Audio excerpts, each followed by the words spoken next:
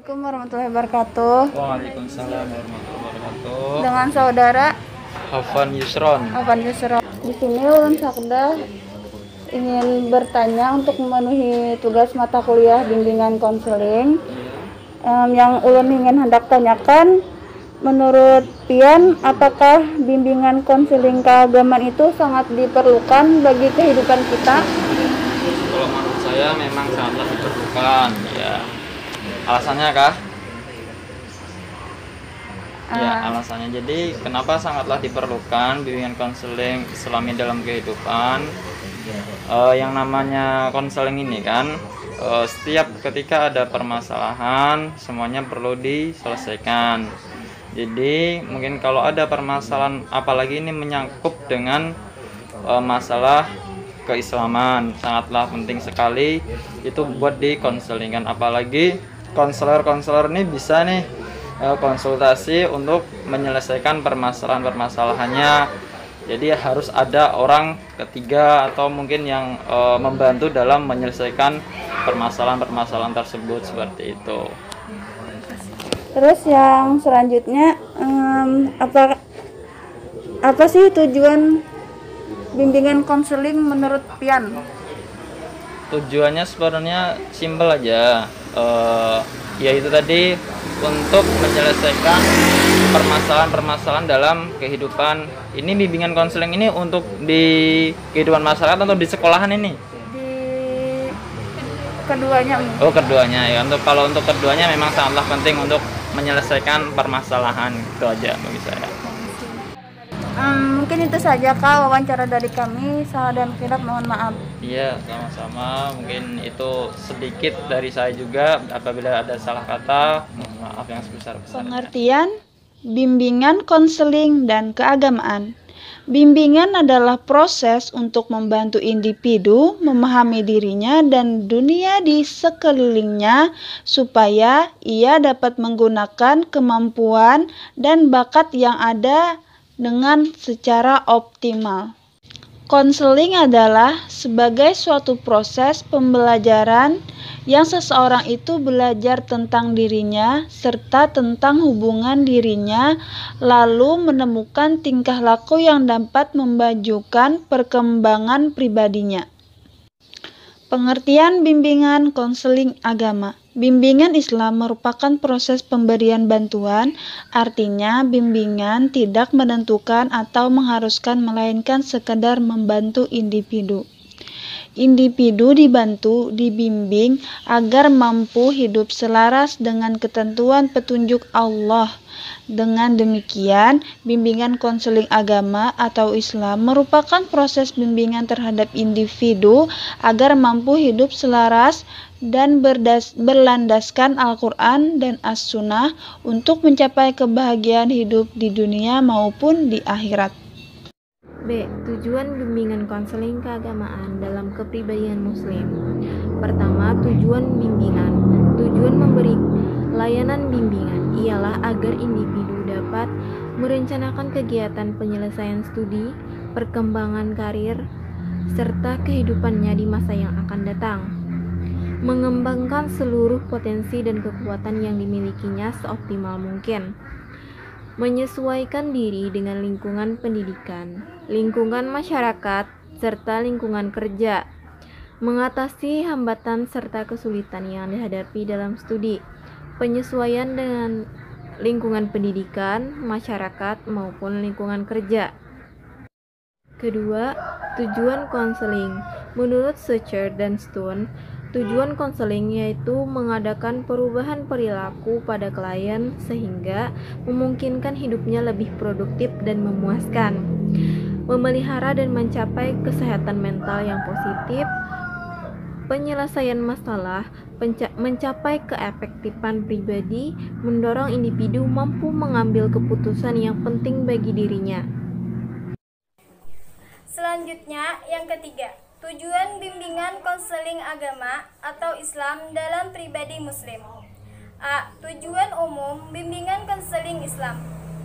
Tujuan umum atau jangka panjang konseling Islam adalah membantu individu mewujudkan dirinya menjadi manusia seutuhnya agar mencapai kebahagiaan hidup di dunia dan di akhirat. B. Tujuan khusus bimbingan konseling Islam. Yang pertama, untuk menghasilkan suatu perubahan, perbaikan, kesehatan, dan kebersihan jiwa dan mental. Yang kedua, untuk menghasilkan kesopanan tingkah laku yang dapat memberikan manfaat baik pada diri sendiri, lingkungan keluarga, lingkungan kerja, maupun lingkungan sosial dan alam sekitarnya. Yang ketiga, untuk menghasilkan kecerdasan, rasa atau emosi pada individu sehingga muncul dan berkembangnya rasa toleransi, kesetiakawanan, tolong-menolong, dan rasa kasih. Yang keempat, untuk menghasilkan kecerdasan spiritual pada diri individu sehingga muncul dan berkembang rasa keinginan untuk berbuat taat kepada Tuhannya, ketulusan mematuhi segala perintahnya, serta ketabahan menerima ujiannya. Yang kelima, untuk menghasilkan potensi ilahiyah, sehingga dengan potensi itu, individu dapat melakukan tugasnya sebagai khalifah dengan baik dan benar.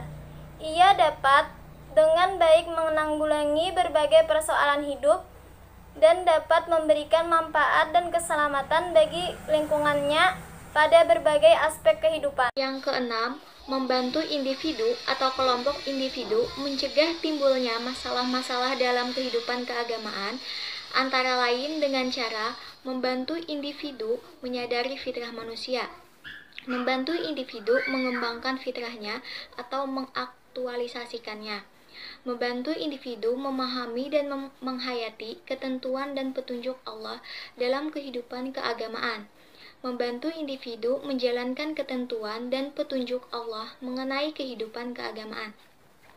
Yang ketujuh, membantu individu memecahkan masalah yang berkaitan dengan kehidupan keagamaannya, antara lain dengan cara membantu individu memahami problem yang dihadapinya, membantu individu memahami kondisi dan situasi dirinya dan lingkungan, membantu individu memahami dan menghayati berbagai cara untuk mengatasi problem kehidupan keagamaannya sesuai dengan syariat Islam, membantu individu menetapkan pilihannya upaya memecah problem keagamaan yang dihadapinya.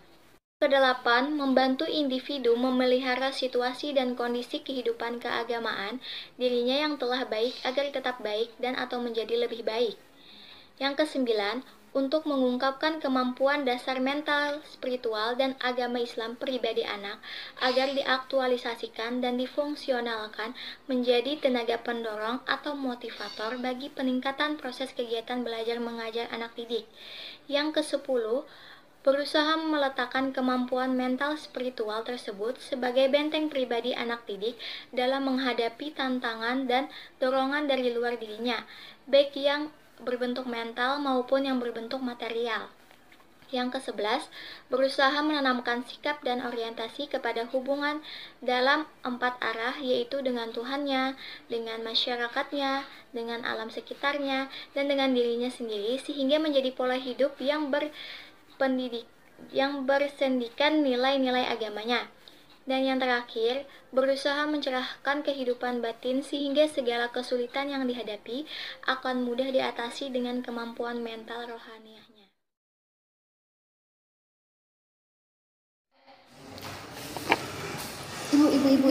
Ibu. Assalamualaikum warahmatullahi wabarakatuh. Waalaikumsalam warahmatullahi wabarakatuh. Baiklah, pada pertemuan hari ini kita absen dulu ya. Iya, Bu. Dimulai dari Sokdah. Hadir, Bu. Sofia Maulida. Hadir, Bu. Santi M. Hadir, Bu. Alhamdulillah lengkap ya. Iya, Bu. Baiklah, kita hari ini akan membahas mengenai masalah bimbingan konseling.